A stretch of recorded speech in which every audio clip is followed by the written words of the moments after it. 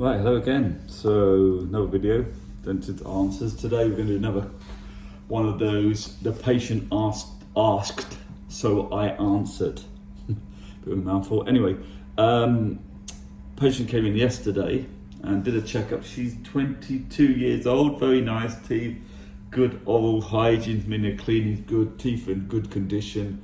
I think one or two teeth are keeping an eye on, mean they've got a bit of staining on them and could be the start of decay, but they're okay. So that's what a watch is anyway when you're keeping an eye on tooth you're not sure about, but generally really good. I don't think she's ever had any fillings either, so teeth in really good condition. But what she does have is spacing between her teeth, so I'm going to demonstrate this by I'm going to take these two teeth out here.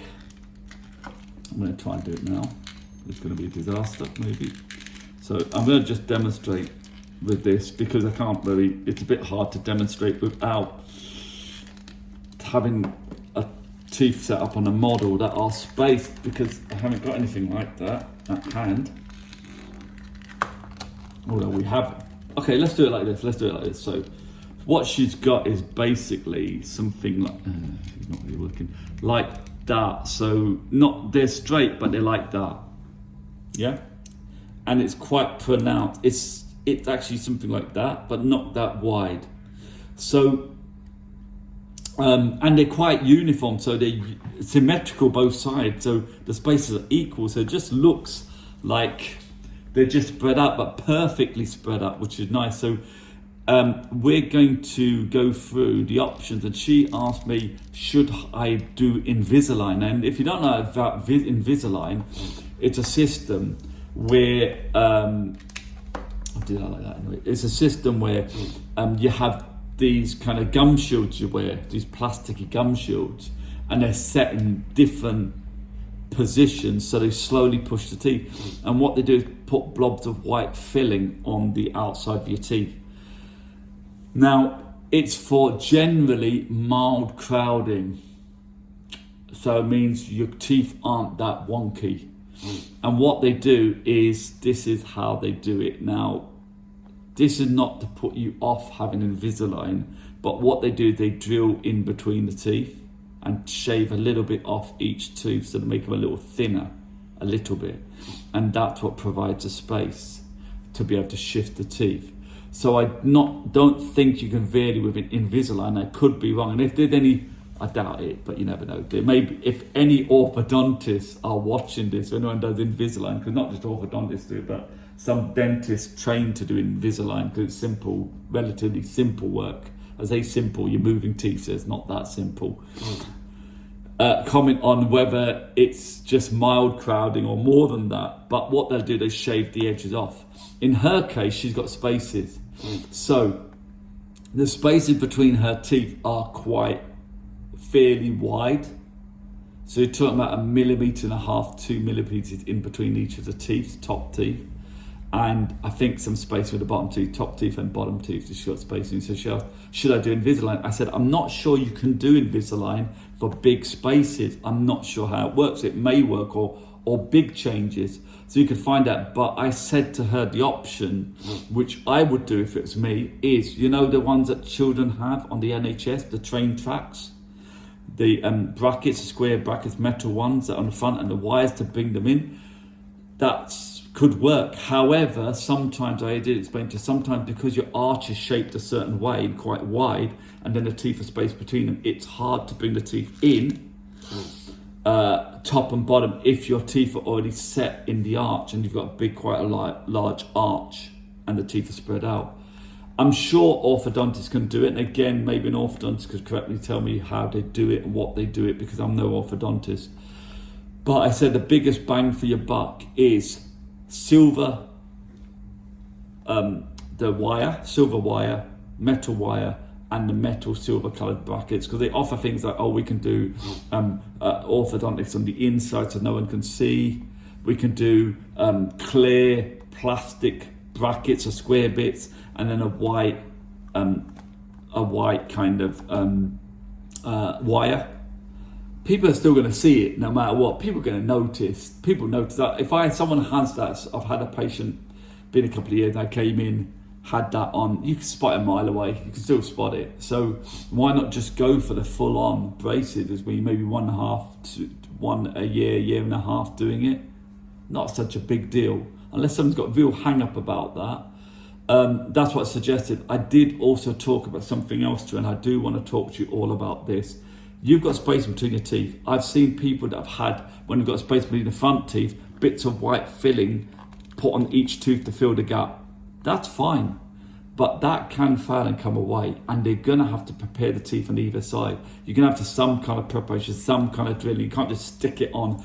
You never know, you could just etch it, which is a cleaning agent that cleans the surface, then try and stick it on, but it's less like the bond. But then you've changed the shape of the tooth.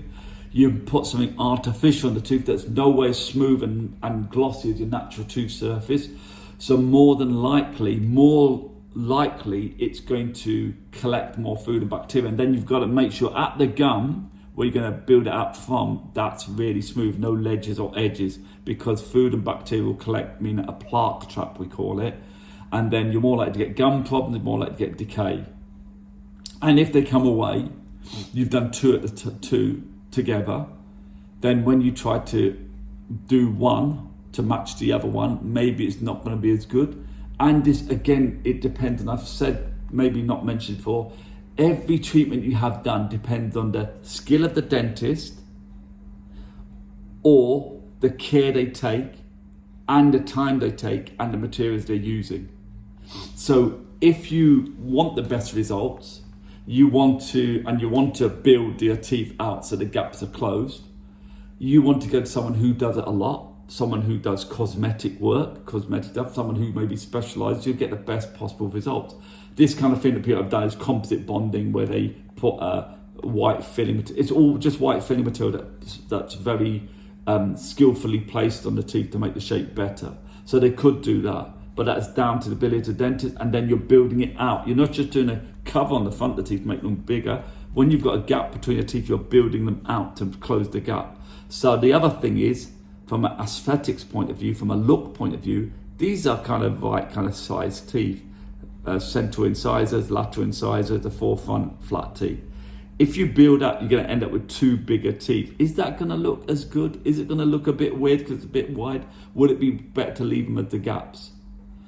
So that's one thing you should have. Then you should build up with composite or white filling material. The second thing is veneers. Now veneers are where they shave the front of your tooth. Yes, they do shave them down. Not massive, but they will shave them down. They send the imprint or impression mold to the lab, and the lab will make all I can say, the only way I can describe it, like a very sophisticated, fancy, artificial, like the artificial nails ladies have put on, stuck to the nails.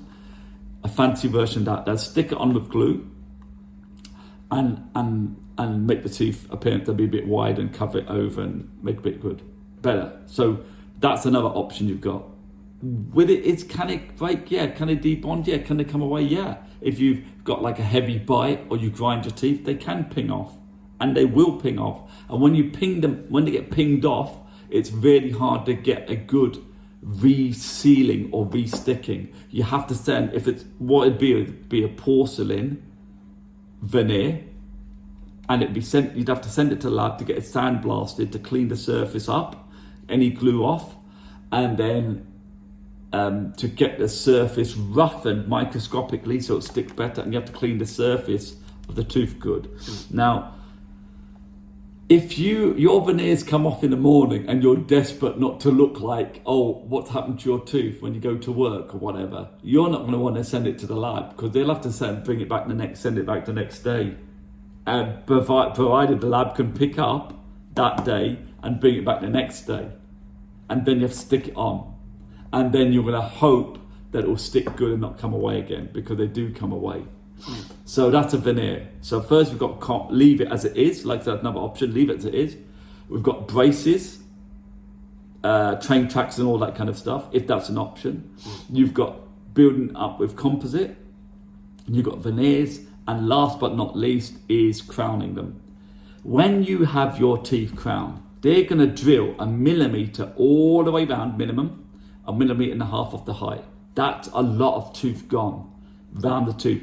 So commonly that will look like, not a stump, but it will look a lot smaller. When you drill a tooth, whether it's a filling or a crown or a veneer, you can cause some, the word trauma is a bit strong, but yeah, kind of trauma to the nerve or irritate, upset the nerve.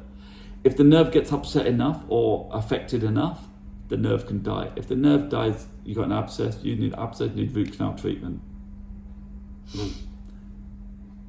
Now, there's an article I read years ago it was in a dental journal, and it was talking about a lab technician and how he was saying, when I get a preparation impressions for a veneer, I know in a couple of years' time more than likely it's going to be a crown, and I know a couple of years more than likely it's going to be a post and a crown which will be root treated, and I know a couple of years' time it'll be something like a bridge or a denture. Because you've gone through the stage where you drilled a tooth, the nerve's been affected, the veneer breaks, snaps, oh no, we better do a crown. Then you do a crown, then the nerve dies, then you do root canal treatment, and then it snaps the tooth. Then you need a post in the tooth, then a cap. You go through all those stages, and for teeth that, like this young lady had, perfect teeth, I would never recommend crowning them. I probably wouldn't recommend veneering them when you trim them down and send the mold off to the lab and they put a porcelain veneer on. At the most, I'd say if you're going to do anything other than braces, and she did ask about Invisalign, so she's clearly probably interested in going down the braces route, which is a smart route. Composite build-up or composite bonding, as people know it, but then you've got to make sure you get it looking spot on. And remember, anything that like a filling or the dentist doing at chair side, meaning you're in a chair and they're doing something to your teeth that doesn't involve lab work, it depends on the skill and the ability of the dentist to make a nice result. Their craftsmanship or craftswomanship, their ability to craft that tooth to make it look like a tooth and fill the gap. Remember, it's going to be wider. Remember, the crown, it's going to be wider. Remember, veneer, it's going to be wider. It's going to look wider. So are you going to be happy with a wider looking tooth to close the gap? Because it may look, oh, your teeth look a bit wide. They look a bit big, those teeth. That's what you're thinking. Once they put them on, they can do things like do wax up. So what they do is send the model, you take an impression of the top, and in this case, top and bottom of the teeth. And then you're going to send it to the lab, and what they do, they build up the teeth in wax, and so you can show the patient what it would look like. Okay, so the models will come back how they'd look when they've made them, and then you'd prepare them, and then they'd make the teeth like that. So the patient can see, oh yeah, I like the look of that, or I don't like the look of that. But when you have done the trimming and drilling, you're done. So if you at some point aren't happy with the crowns and veneers, you can't say, well, put it back to what it was, you've drilled the teeth down. So my honest, sincere advice would be, if you can avoid drilling your teeth to make them look better, avoid it. If your teeth are really broken down and bad, yeah, maybe crowns would be a benefit. It would maybe get a better result for you. It maybe make you happier. But do know that drilling your teeth down is down to the ability of the dentist, and the crowns or the veneers, how they look, is down to the ability and the care of the lab. And then you've had something artificial done, which in the future will fail and will need replacing.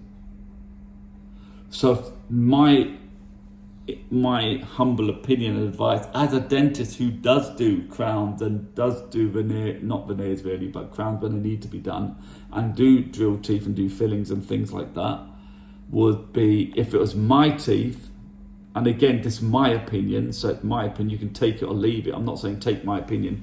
Like I said to her, I would advise, if they can do it, get conventional, normal train track braces, top and bottom, and close the gaps. And then you'll need a wire chain to keep them in position. And that would be the best option, because you've not drilled the teeth, you've not done anything to the teeth that could make it harder to clean, or more likely for them to get decayed, or more likely to get gum problems. You just shifted the teeth and closed the gaps. And that's going to be expensive. It will be expensive. However, in the long term, it'll be a better option, I believe. So Anyway, that's what I explained to the lady. I said, look, at the end of the day, do your own research, check if you've got any questions or queries, or anything you'd want to ask me, let me know. I explained to her fully and properly. I said, you've got lovely teeth. Don't have anything done to teeth, my honest advice. Because she's young and people can talk you into things. Dentists can say, oh, well, we can do this. It's a lot easier than having braces, and braces are really expensive, and we can do it for this much. But for long term, you know, keeping your teeth good, I would say move the teeth or don't do anything. Either don't do anything or do orthodontics. Don't have the teeth shaped or shaved or taken down or drilled down or anything. And all this kind of teeth done abroad, you know, crowning teeth abroad, it's a big mess. So I'll do a video on that at some point, because I want to explain to all of you why I believe going abroad to have dental treatment has its benefits, but it has a lot of risks. So definitely no, I would never recommend her to have crowns done and abroad. If she has a crown, decide to have a crown or veneered, which she could decide to do it here, do it somewhere really good where they've got a good reputation, they've got a good track record, and they're cosmetic specialized dentists that have done specialist training and do it well, and they've got a really good track record. Anyway, that's a video. Again, if you've got any questions, queries, you want clarification, or you just want to say, you know, I don't believe a word you're saying, or whatever you want to do, you know, just comment. Or you've got any questions, just let me know. It would be interesting to see what an orthodontist would think about that, what the options are. Maybe I'll try and get in touch with one of my orthodontist friends and ask him. I've got an orthodontist friend, maybe I'll ask him what the options are. Anyway, enough of that. Hoping the video is beneficial, and we will see you next time. Take care. Bye-bye.